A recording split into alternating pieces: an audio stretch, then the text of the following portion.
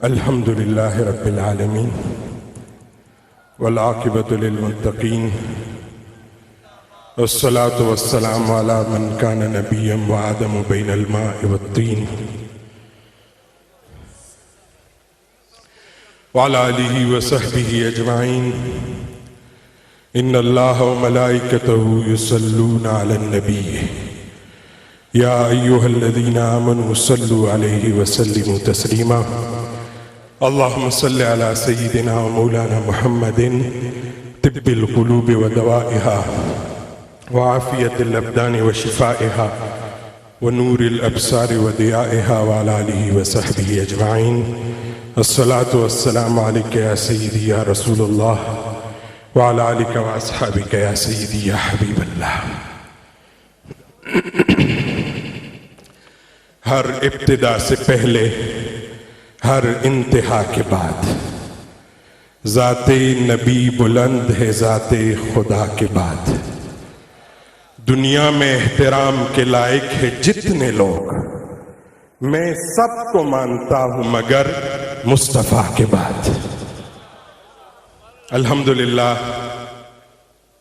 آج ایک دفعہ پھر ہم اس عظیم بارگاہ میں حاضر خدمت ہے. یہ زندہ پیر کی بارگاہ ہے اور سٹیج پر معزز و محتشم مشائخ اعظام، علماء کرام، مہمانان گرامی تشریف فرمائیں اور میرے سامنے گمکول شریف کے لاکھوں عقیدت مندان کا ٹھاٹھے مارتا سمندر تشریف فرما ہے. اللہ کریم ہم سب کا یہاں پر آنا اپنی بارگاہ میں قبول فرمائے. میں نے تصوف کے اصول میں حضرت غوث العظم جیلانی گیلانی کی جب تصوف کی اس معراج کو پڑھا تو ہمیں نظر آتا ہے کہ ان صوفیاء کرام نے اپنی زندگی میں جو کچھ کمایا، جو کچھ بتایا، جو کچھ کیا، اللہ اور اس کے حبیب صلی اللہ علیہ وسلم کے لیے کیا. اور حضرت غوث پاک کا مجمع بھی اسی طرح آپ کے درس و تدریس میں لاکھوں افراد موجود ہوتے.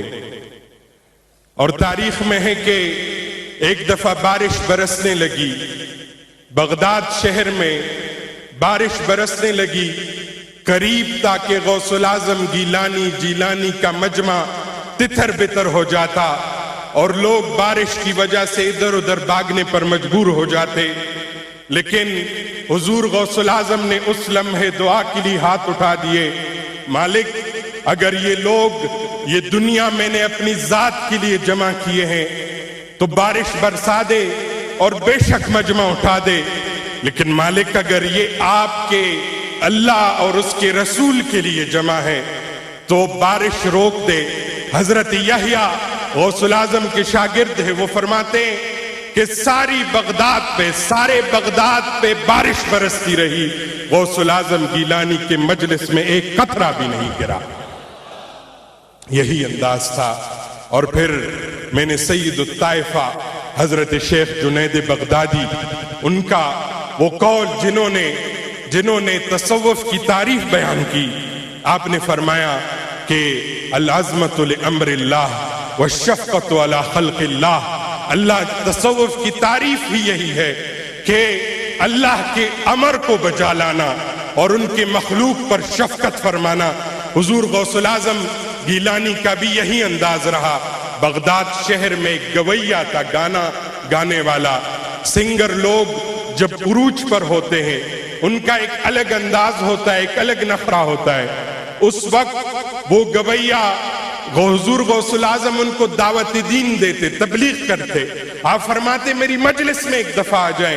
وہ انکار کرتا، لیکن ایک وقت آیا آواز میں وہ جان نہ رہی اور گھر والوں نے باہر پھینکا، قبرستان میں پھینک دیا.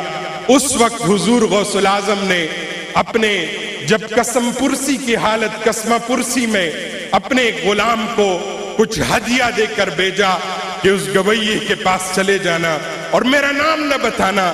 اس وقت اس کو ان کا نام نہیں بتایا گیا. وہ پیغام رسا جب گیا اس نے کہا مجھے اجازت نہیں کہ میں نام لوں کہ کس نے بھیجا، لیکن اس گویے نے گواہی دی کہ سارے بغداد کے ایک ایک چپے کو میں بھی جانتا ہوں. لیکن اس وقت اس سخت اور مشکل مرحلے میں اگر کوئی دستگیر ہو سکتا ہے تو وہ غوث الاعظم عبد القادر جیلانی. یہی انداز رہا. اور میلاد النبی کا مہینہ ہے، حضور علیہ السلام کے ولادت کے لمحے بھی ہے، ربیع الاول کے لمحات ہے. حضرت عبداللہ ابن رواحہ صحابی رسول ہے. آپ فرماتے کہ اگر اللہ کے رسول کوئی ایک معجزہ نہ دکھاتے، سورج کو بھی واپس نہ پلٹاتے، انگلی کے اشارے سے چاند بھی دو ٹکڑے نہ کرتے، لیکن صرف ان کا حسن و جمال ہی اتنا تھا، اللہ کے محبوب کا حسن اور جلوہ اتنا تھا کہ پوری قوم کے سامنے اللہ کے محبوب گزرتے جاتے اور لوگ کلمہ پڑھتے جاتے. یہ اللہ کے محبوب کا انداز تھا، یہ حسن تھا اللہ کے محبوب کا. حضرت ابو ہریرہ نے فرمایا تھا کالقمر لیلۃ البدر، حضور علیہ السلام کا چہرہ 14ویں رات کی چاند کا ٹکڑا.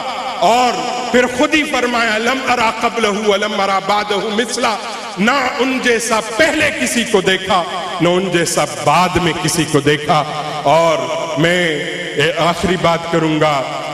مائیکل ایچ-ہارٹ یہودی النسل تھا اور اس نے 1978 میں ایک تھیوری لکھی، ایک کتاب لکھی دی 100 کے نام سے.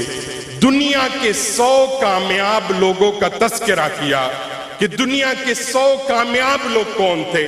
انہوں نے وہ نوجوان وہ انٹرنیٹ پر سرچ کر لے، موجود ہے، دی 100 بک لکھی. اس کتاب کے 100 لوگوں میں جس شخصیت کا پہلے صفحے پر ذکر ہے، پہلے نمبر پر جس کا نام ایک گرامی آتا ہے، وہ محمد الرسول اللہ ہے. اور وہ مائیکل ایچ-ہارٹ آگے لکھتے ہیں کہ یہ باقی 99 لوگوں کا جن کا تذکرہ کر رہا ہوں، یہ 99 لوگ صرف سکسیسفل ہے، صرف کامیاب ہے. اللہ کے رسول وہ کامیاب شخصیت ہے، وہ سپریملی سکسیسفل ہے، یعنی وہ ایسے کامیاب ہے کہ جو اس بارگاہ کے ساتھ لگا وہ بھی کامیاب رہا. میرا ایمان ہے حضرت زندہ پیر کا تعلق اس عظیم بارگاہ سے ہے. اس عظیم حضور کے حکم پر آپ یہاں پر تشریف لائے تھے اور آپ سے کسی نے پوچھا کہ آپ آرام کیوں نہیں فرماتے؟ آپ جواب دیتے اللہ کے محبوب نے لیٹنے کا حکم نہیں فرمایا، بیٹھنے کا حکم فرمایا تھا. یہ اللہ کے محبوب کے. اور میں آخر میں حضرت پیر حبیب اللہ شاہ صاحب، حضرت پیر سید عبید اللہ شاہ صاحب، صاحبزادہ انور جنید شاہ صاحب اور اس خانقاہ کے رونق اور صدر نشین حضرت پیر بادشاہ صاحب، ان کی خدمات کو سلام عقیدت پیش کرتا ہوں. اور میں نے پہلے بھی کہا تھا یہ اس صوبے کا میں بھی رہائشی ہوں اور اس صوبے کے تاریخ کو لکھا جائے گا. اس صوبے میں بتایا جائے گا کہ ایسے لوگ بھی اس صوبے میں گزرے ہیں. تاریخ لکھنے والا آئے گا، تاریخ لکھے گا. ایسے لوگ بھی گزرے جنہوں نے بم دھماکے کیے، جنہوں نے بارود کے درس دیے. اور اسی صوبے میں ایک مرد فقیر اور درویش بھی گزرا، وہ زندہ پیر تھا، جنہوں نے ہمیشہ درود کا درس دیا، جس نے بارود سے لوگوں کو ہٹایا اور اللہ اور اس کے رسول کے ذکر کا علم بلند کیا. جب تک زندہ پیر کا یہ دروازہ قائم اور دائم ہے، انشاءاللہ اس سے اس دنیا کو خیر پہنچتا رہے گا. لب پہ نعت پاک کا نغمہ کل بھی تھا اور آج بھی ہے. میرے نبی سے میرا رشتہ کل بھی تھا اور آج بھی ہے. اور کسی جانب کیوں جائے اور کسی کو کیوں دیکھے، اپنا سب کچھ گنبد خضرا کل بھی تھا اور آج بھی ہے. وما علینا الا